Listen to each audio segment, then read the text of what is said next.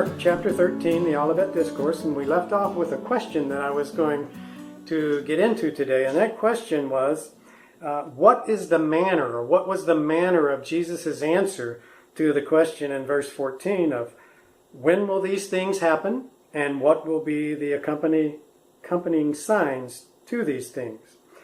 And I hope you reached the same conclusion that I did, that this was a very serious question from his disciples, and Jesus gives a very serious answer directly to them, directly related to the question that they're answering. And we see this when Jesus gives the signs.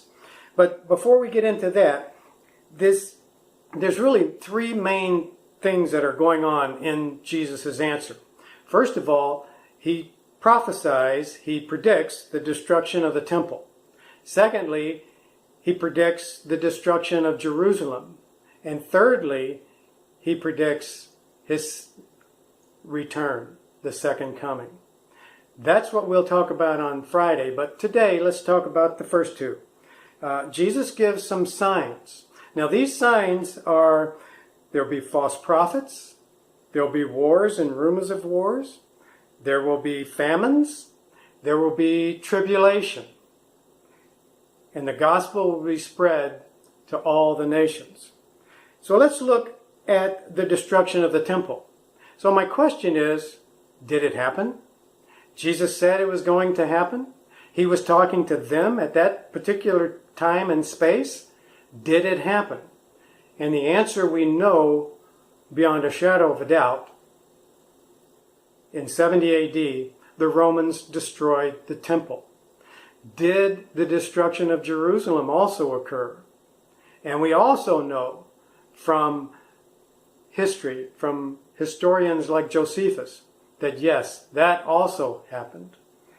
And so we get this sense that Jesus is seriously answering their question. He gave them signs, and we can have a look back and see that these things actually happened.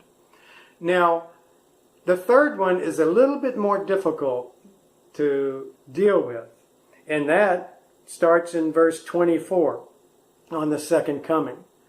So what we want to do on Friday is ask the question, does this section fit with the prior sections?